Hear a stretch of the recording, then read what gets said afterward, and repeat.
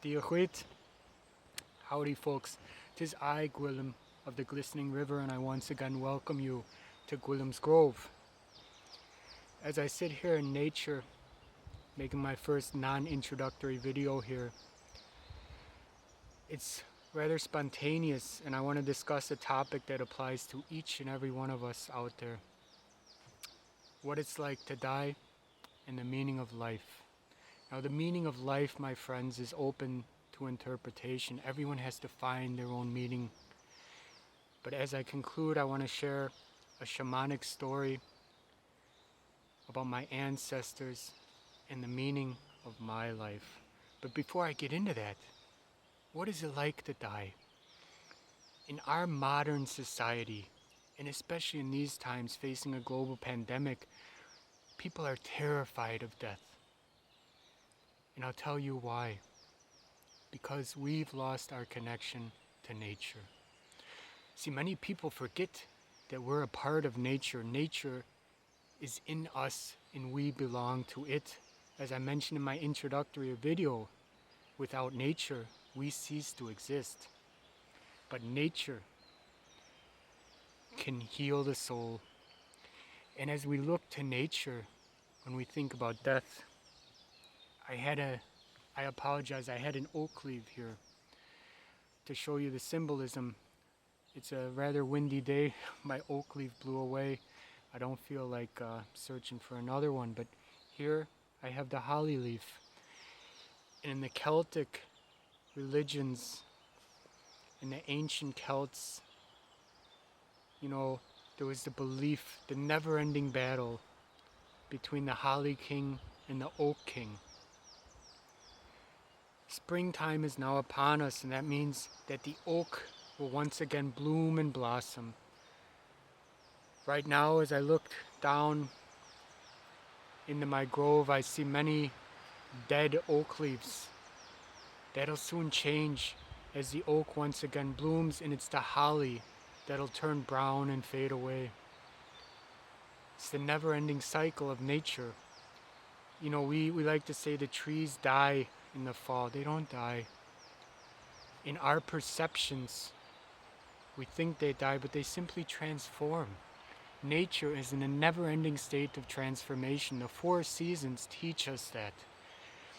And science, quantum physics, teaches us also that energy never ceases to exist. It is simply transformed. We are made of matter. What is matter made of? Energy.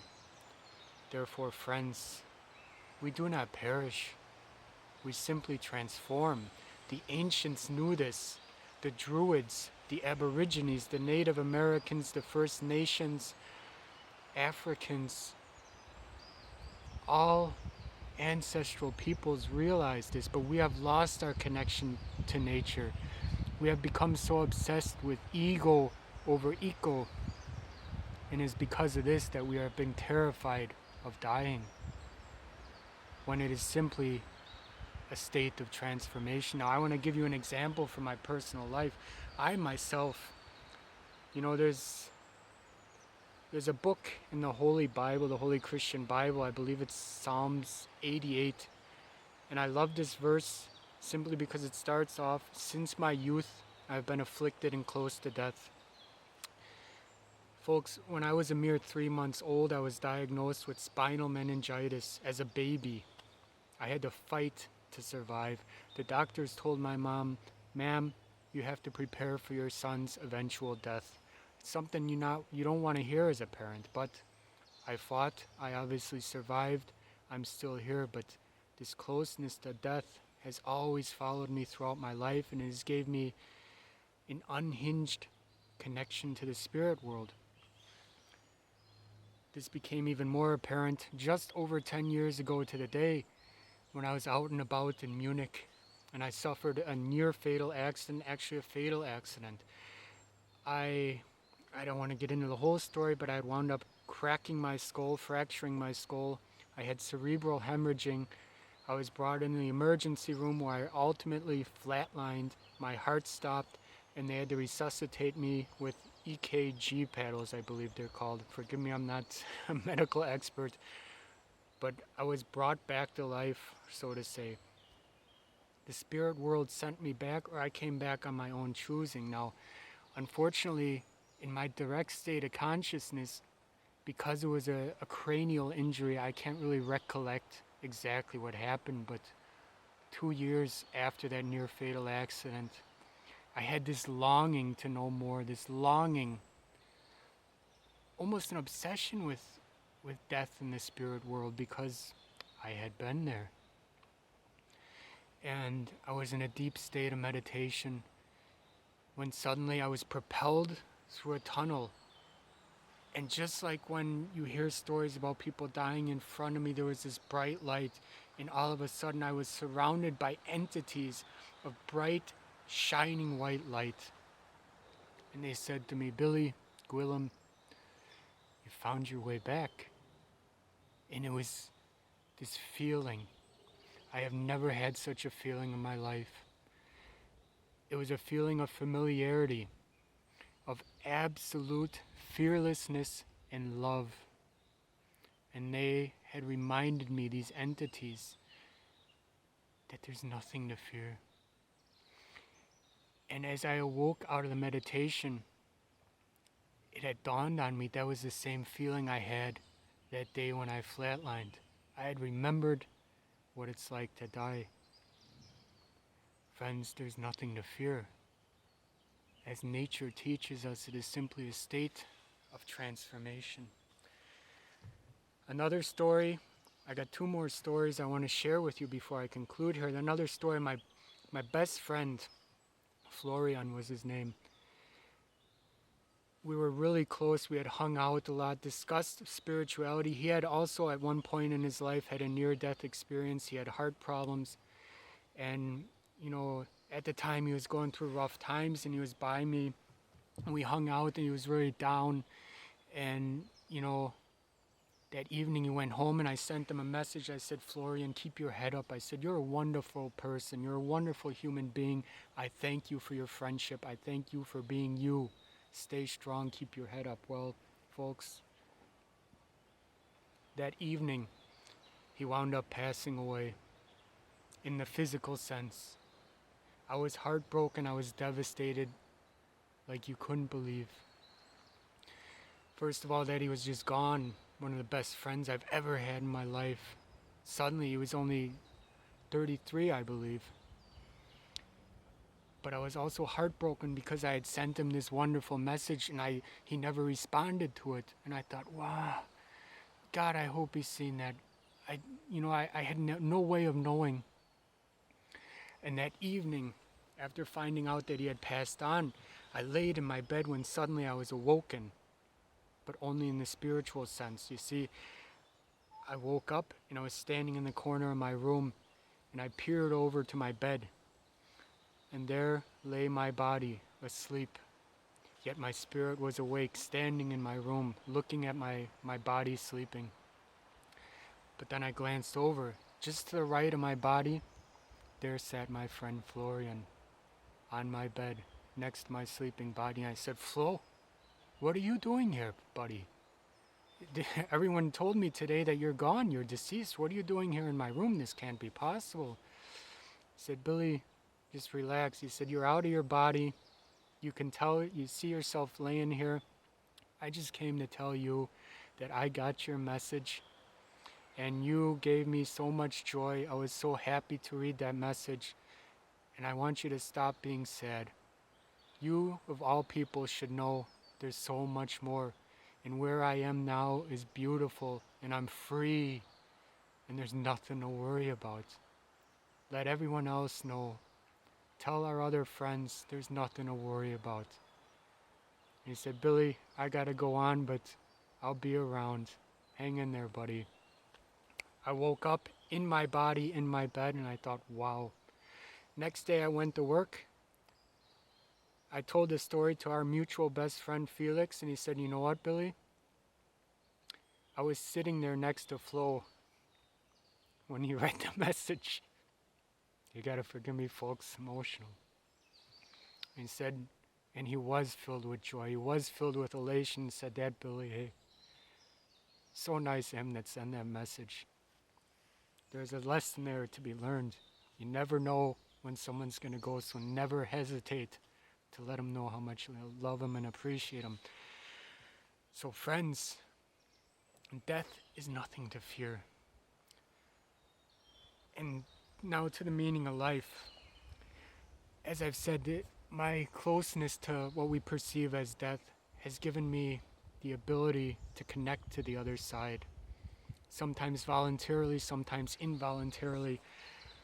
Last year, I was out in the forest, here in the Black Forest, having a shamanic hike, so to say. I was deep in meditation. I'd been fasting for a couple of days, and I was really exhausted. I was having a rough spell in life, and I was looking for answers, and I was walking, I was going uphill, and my heart was racing. And I actually felt like I was going to die. I felt so weak.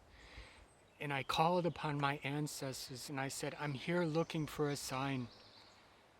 And no joke, I heard a whisper in my ear and said, Billy, your heart is beating fast. You're weak.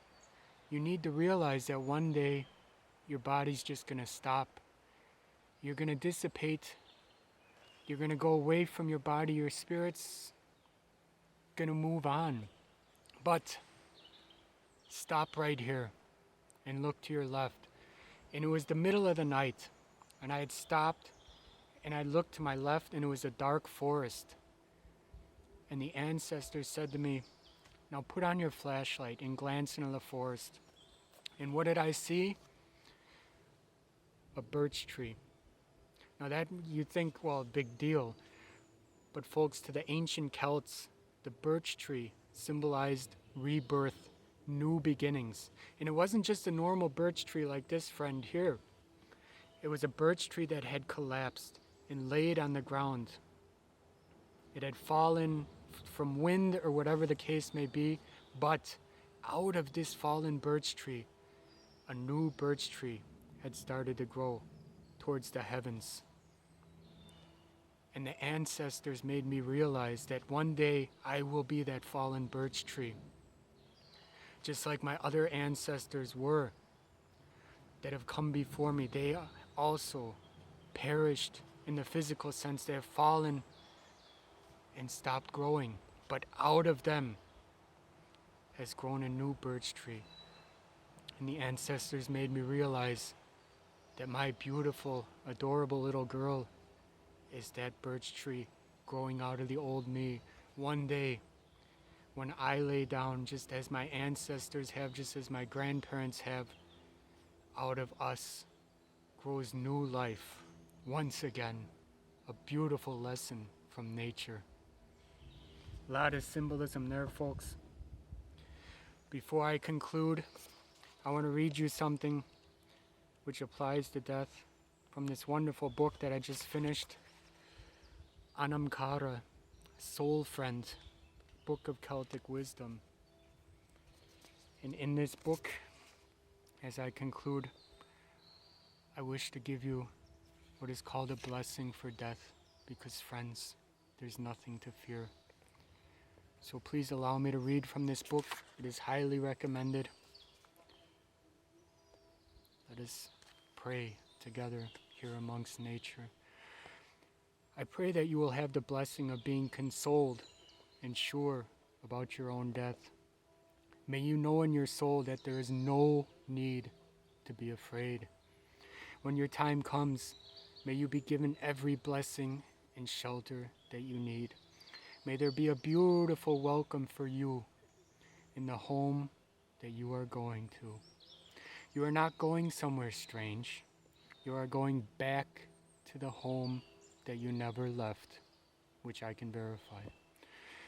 May you have a wonderful urgency to live your life to the full. May you compassionately and creatively and transfigure everything that is negative within you and about you. When you come to die, may it be after a long life. May you be peaceful and happy and in the presence of those who really care for you. May your going be sheltered and your welcome assured.